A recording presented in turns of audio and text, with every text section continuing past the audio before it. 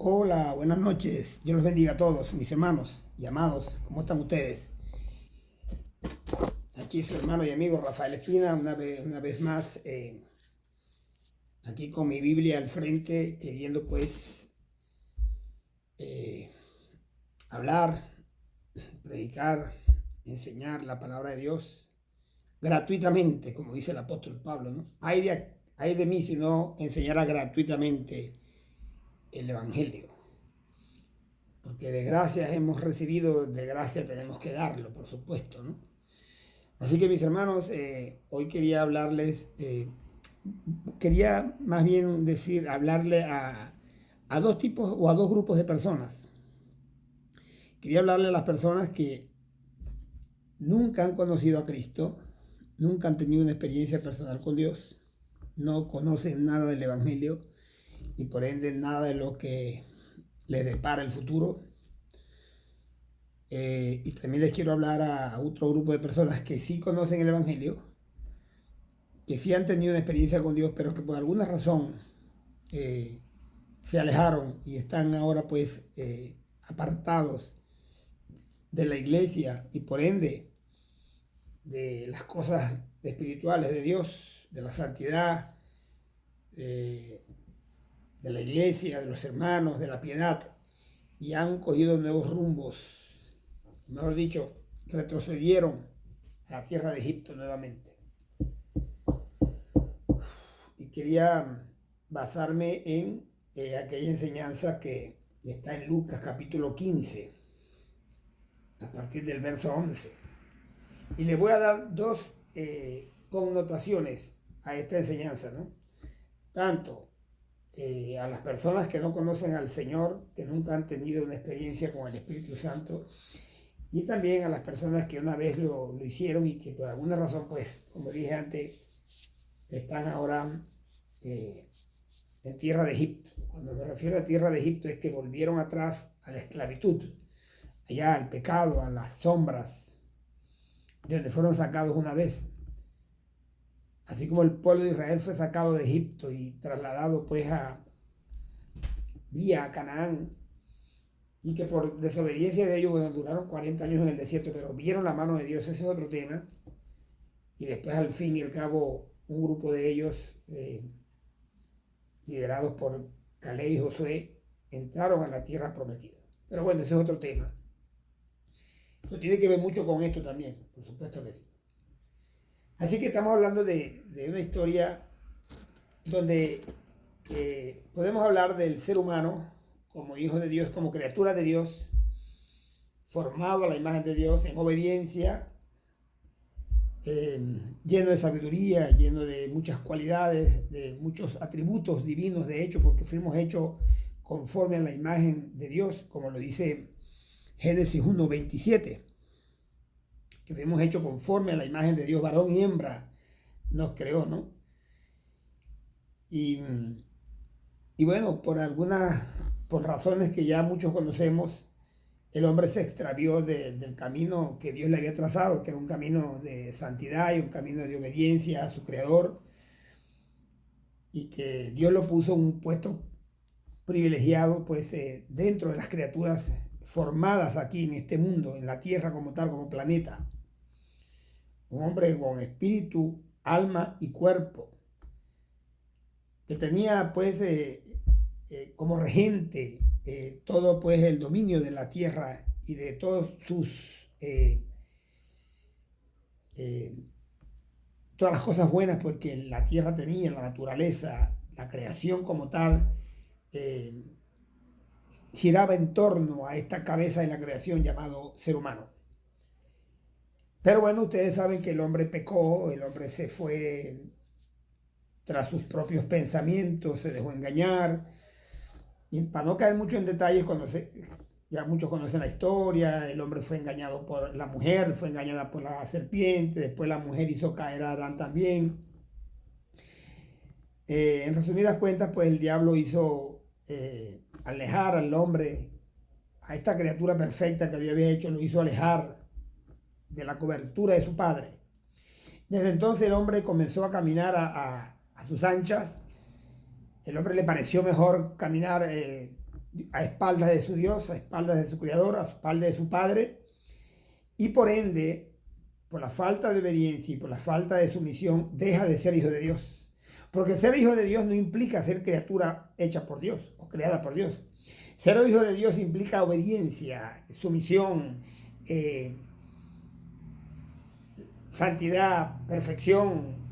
Tiene que ver con todo aquello que habla la palabra de Dios, que tiene que ver con la piedad, esa unión orgánica que debe haber entre el Padre y el Hijo, en este caso espiritual, por supuesto, ¿no? El hombre pues deja de tener todos esos beneficios y los pierde, de hecho. Pero que Dios en su infinita misericordia se había previsto ya en la eternidad pues un plan de salvación, conociendo pues el estado futuro del hombre por su prognosis, siendo que Dios conoce todas las cosas de antemano. Prepara pues un plan de salvación llamado el Evangelio, que estuvo escondido en los siglos y que por amor a nosotros se nos ha sido revelado, ¿no? A través de Jesucristo, su Hijo, como lo dice Hebreos capítulo 1. Dice la palabra de Dios en Hebreos capítulo 1. Dice, Dios habiendo hablado muchas veces y de muchas maneras en otro tiempo a los padres y a los profetas, en estos postreros días nos ha hablado por el Hijo, a quien constituyó heredero de todo y por quien asimismo hizo el universo. Imagínese usted, hace 2000 y tantos años Jesucristo vino a la palestra pública y Dios dijo que eran los últimos tiempos. En estos últimos días, hace 2000 años, ¿cuánto más estaremos ahora de cerca, no?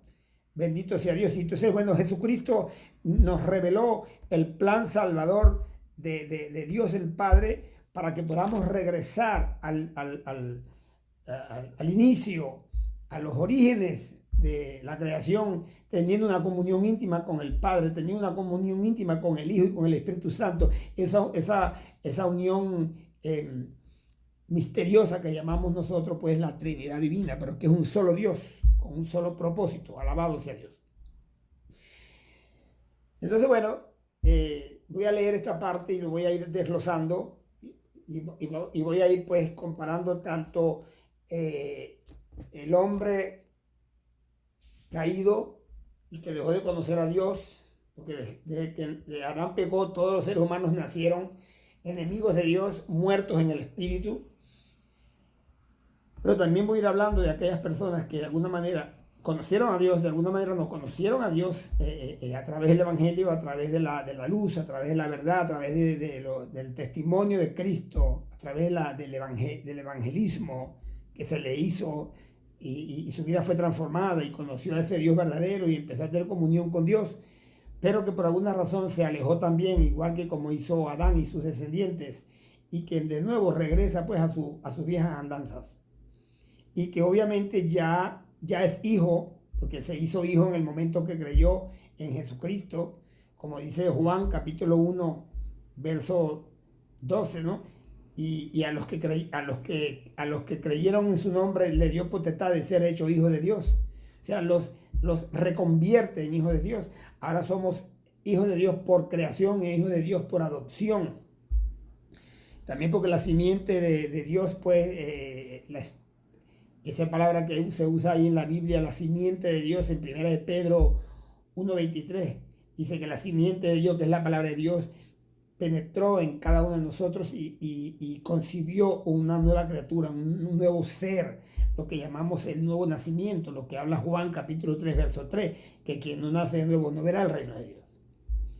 Entonces esa persona ya tuvo esa experiencia, pero retrocedió. Y dice la Biblia que el que retrocede no agradará a mi alma. Obviamente después que Dios nos ha salvado y Dios ha invertido tanto como lo que hizo a través del sacrificio sacrosanto de su Hijo Jesucristo, y nosotros volvemos atrás, nos convertimos en transgresores, pero que somos hijos de Dios, pero estamos en desobediencia y que pues trae consecuencias, ¿no? Y de eso vamos a hablar ahorita mismo. Y dice la palabra de Dios en Lucas capítulo 15, verso 11.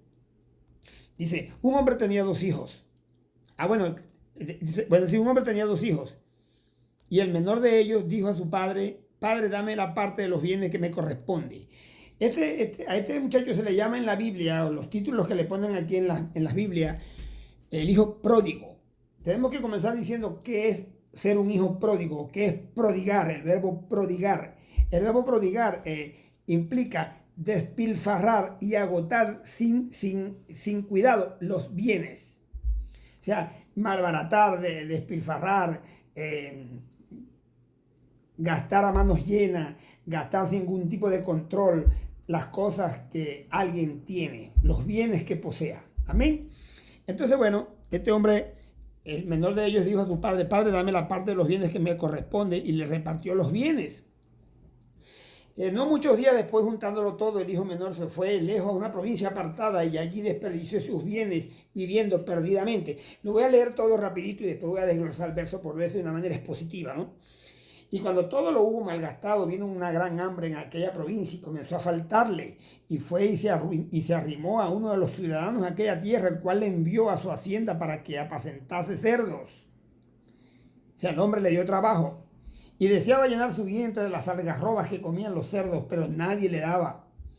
Y volviendo en sí, dijo: ¿Cuántos jornaleros en casa de mi padre tienen abundancia de pan, y yo aquí perezco de hambre? Me levantaré e iré a mi padre, reflexiona, y le diré: Padre, he pecado contra ti y contra el cielo. O he pecado contra el cielo y contra ti. Ya no soy digno de ser llamado tu hijo. Hazme como a uno de tus jornaleros. Y levantándose vino a su padre, y cuando aún estaba lejos lo vio su padre, y fue movido a misericordia, y corrió y se echó sobre su cuello y le besó. Y el hijo le dijo: Padre, he pecado contra el cielo y contra ti. Ya no soy digno de ser llamado tu hijo. Pero el padre dijo a su siervo: Sacad el mejor vestido y vestidle, y poned un anillo en su mano y calzad sus pies. Y traed el becerro gordo y matadlo, y comamos y hagamos fiesta. Porque mi hijo muerto era y ha revivido. Se había perdido y ha sido hallado. Y comenzaron a regocijarse. Hicieron una gran fiesta. Y llamando a uno de los criados le preguntó, y su hijo mayor, que estaba en el campo, cuando vio y llegó cerca de la casa, oyó la música y las danzas, y llamando a uno de los criados le preguntó qué era aquello. Y él le dijo: Tu hermano ha venido y tu padre ha hecho matar el becerro gordo por haberle recibido bueno y sano. Entonces se enojó y no quería entrar. Salió por tanto su padre y le rogaba que entrase, mas él respondió y le dijo al padre: Mira, aquí tantos años te sirvo, no habiéndote desobedecido jamás, y nunca me has dado ni un cabrito para gozarme con mis amigos. Pero cuando vino tu hijo, que ha consumido tus bienes con rameras, y has hecho matar para él el becerro gordo. Y entonces él le dijo: Hijo, tú siempre has estado conmigo y todas mis cosas son tuyas, mas era necesario hacer fiesta y regocijarnos, porque tu hermano era muerto y ha revivido, se había perdido y es hallado. Alabado sea Dios. Y vamos a comenzar. Este hijo menor hace las veces de ese hombre que una vez Dios creó, pero que por razones que ya todos conocemos, desiste seguir en obediencia con el Padre, con su Creador, y se aparta y se va a un mundo perdido. Permiso. Entonces,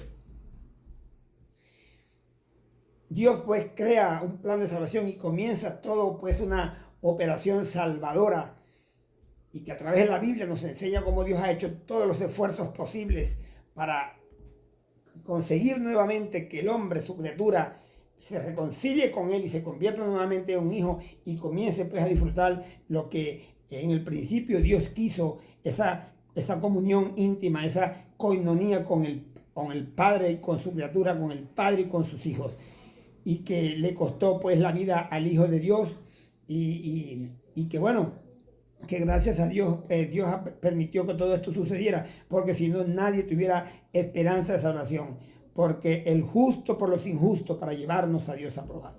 Hubo un sacrificio en la cruz del Calvario, el Hijo de Dios se hizo hombre y vino a esta tierra a morir por ti y por mí, amigo que me estás escuchando. Y su muerte él fue nuestro sustituto, y su muerte, con su muerte, alcanzó que nosotros viviéramos para siempre. Alabado sea Dios. Siendo inmortal, se hizo mortal para que nosotros a través de su muerte fuésemos hechos inmortales. Y eso tiene un paralelismo con aquel versículo que dice, porque siendo rico se hizo pobre para que nosotros por medio de su pobreza fuésemos enriquecidos. Eso no tiene nada que ver con prosperidad económica, sino que estando nosotros perdidos y estando nosotros sin los bienes de Dios y con un ¿cómo se le diría? Con una etiqueta que nos hacía llamar reos de muerte, para que entonces nosotros a través de la muerte de Cristo y a través de la pobreza de Cristo, nosotros fuésemos enriquecidos nuevamente como hijos de Dios y alcanzar pues las riquezas de la gloria del Padre. Alabado sea Dios. Y alguno dirá, bueno, ya sí voy a ser rico como yo quería.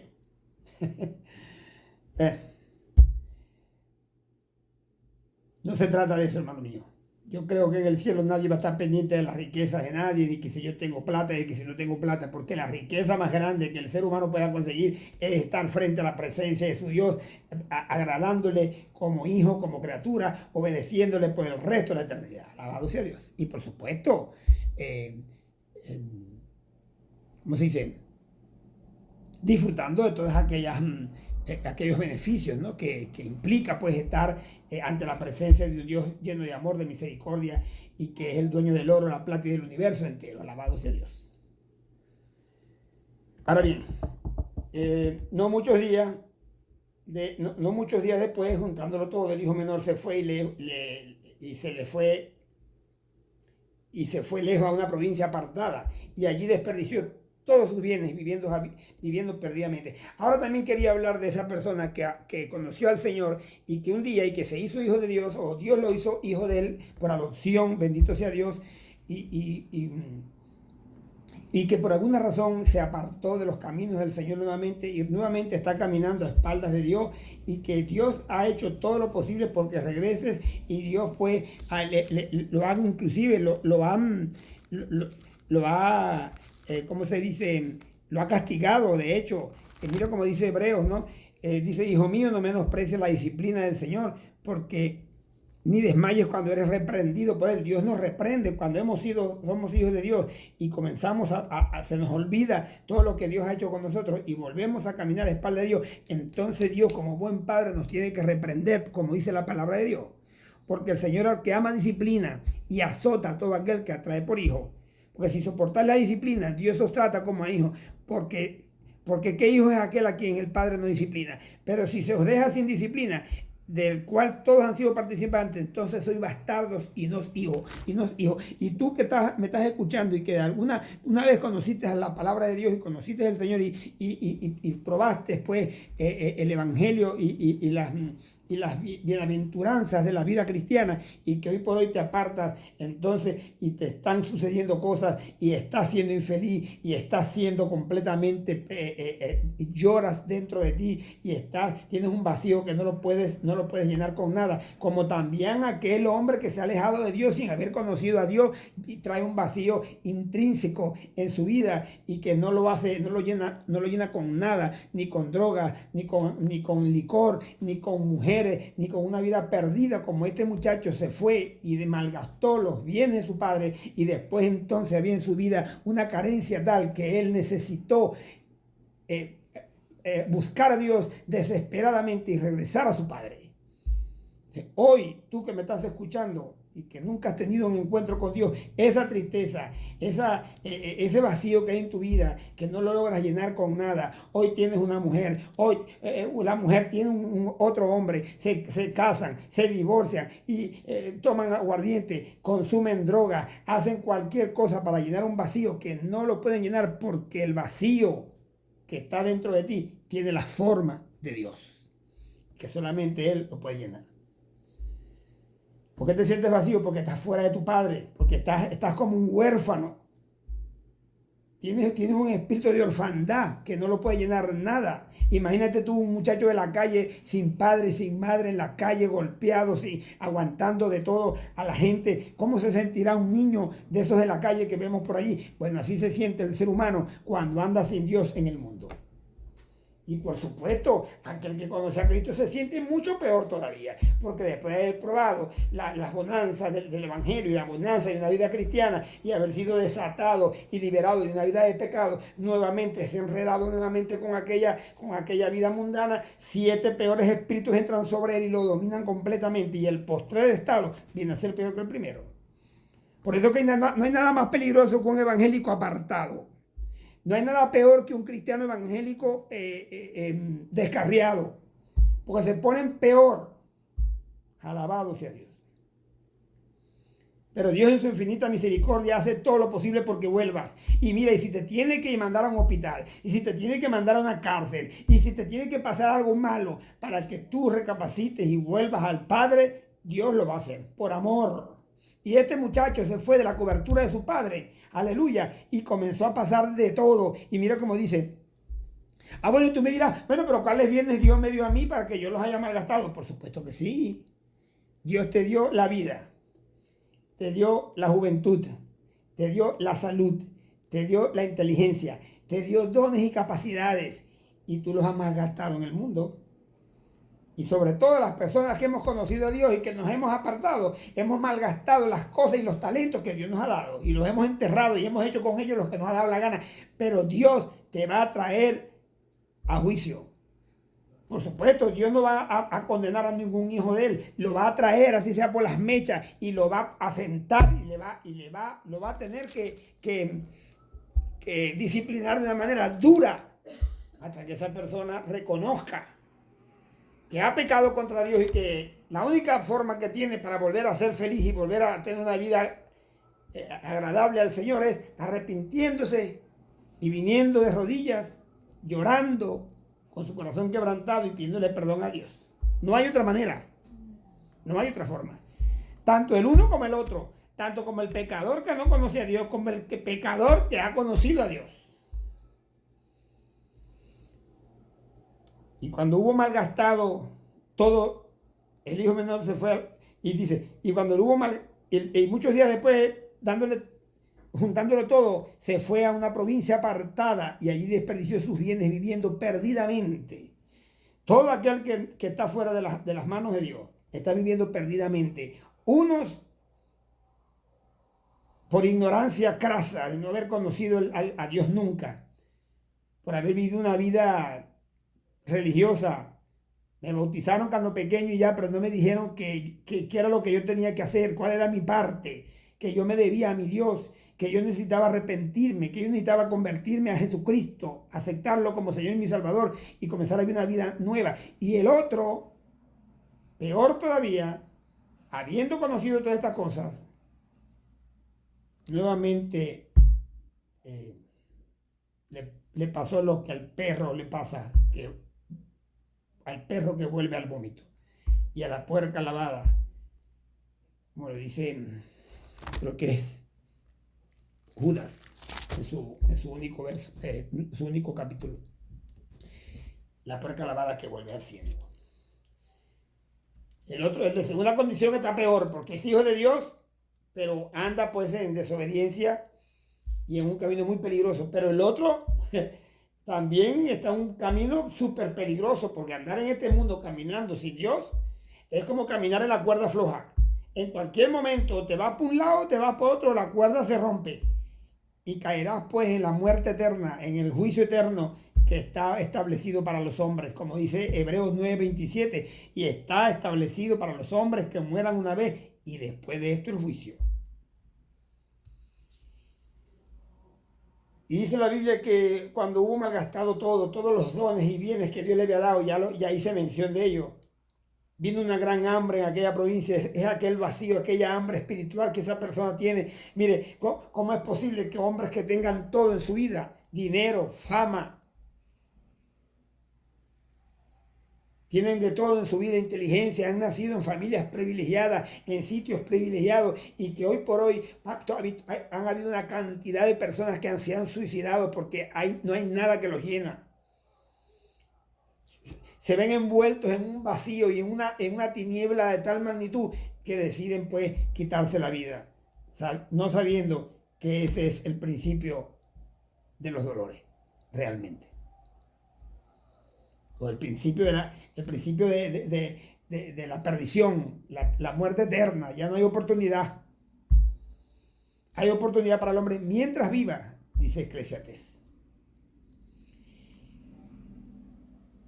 Y si cuando hubo, y por eso es que el hombre, por eso es que Eclesiastés 12:1 dice, acuérdate de tu creador en los días de tu juventud, para que cuando lleguen los días malos en los cuales digas en ellos, no tengo en ellos contentamiento. Va a llegar un momento que te vas a hastiar de tu vida, va a llegar un momento que te vas a hastiar de tus propios caminos y no vas a hallar qué hacer. Y a veces crees que tu vida no tiene ningún sentido. Y es verdad, tu vida no tiene ningún sentido sin Dios.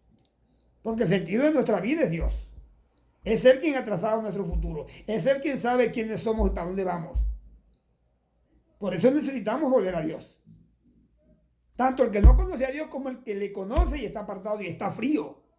Y tú, hermano, que está frío, déjame decirte que vas a enviar a congelarte. Y todo lo que se congela se muere. Amén. Entonces es necesario que en los días que estamos viviendo, bien peligrosos, por cierto, estamos viviendo el preámbulo del fin de los tiempos. Estamos viviendo la peor de las épocas, donde el juicio de Dios se aproxima y que tenemos pues que retroceder o dar la vuelta y volver a tomar el camino que traíamos antes, el de Dios.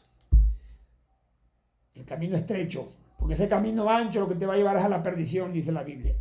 Ancho es el camino y ancha es la puerta que lleva a la perdición. Y son muchos los que entran por ahí. Pero angosta es la puerta y estrecho el camino que lleva a la salvación. Y muy pocos lo hayan.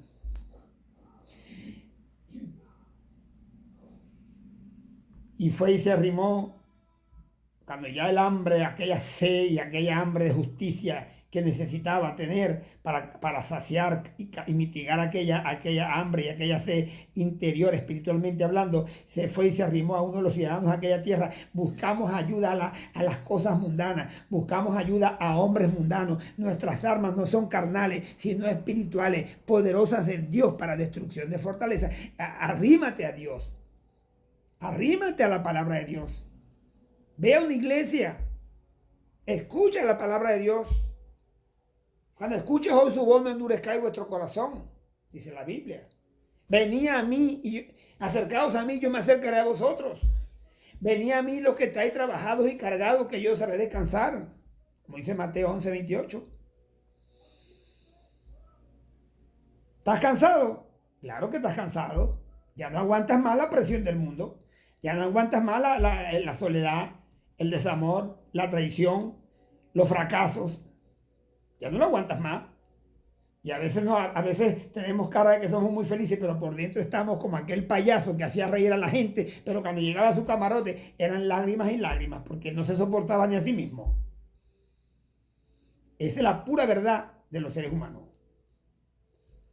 Ustedes son artistas campantes y disfrutando y riéndose y son más infelices que cualquiera. Engañados por su pareja, atados en la drogadicción. Y terminan pues o muertos con una sobredosis o con una bala en la cabeza. O tirándose de un quinto piso. Y usted dirá, bueno, pero no todos. Bueno, pero el que no lo hace va a morir de forma natural, pero su alma se perderá en el infierno. Porque la Biblia dice, el que en él cree no es condenado, pero el que no cree ya ha sido condenado, porque no ha creído en el nombre del Hijo de Dios. Juan 3:18 y Juan 3:36 dice, Juan 3:36, el último verso de ese capítulo. Mira cómo dice Juan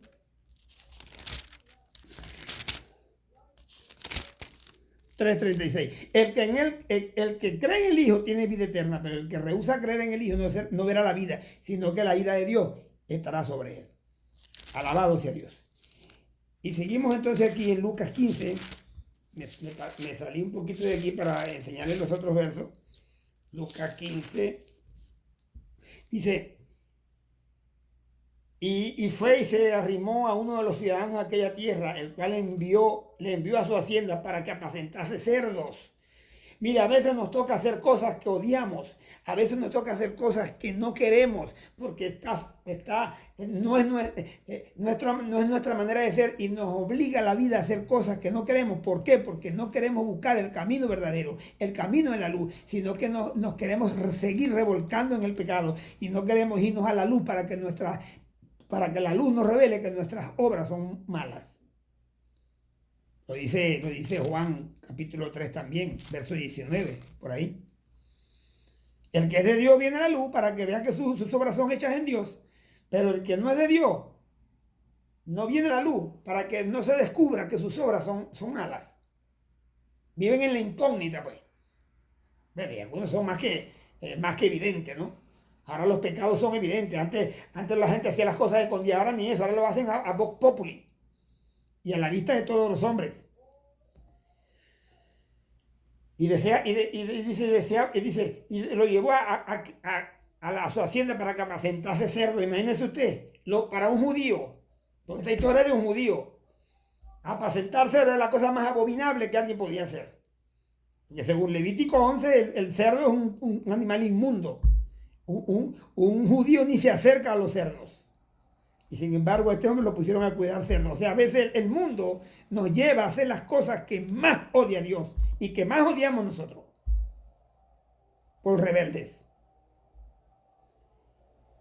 Y deseaba llenar de su vientre las algarrobas que comían los puercos, pero nadie le daba. Las algarrobas. Es una semilla, especie de una vaina con vaina, me refiero a vaina en el buen sentido, ¿no? Una vainita con semillas dentro que se le daba, que nace mucho allá en la parte de Medio Oriente y se le daba a los cerdos, o se le da quizás todavía.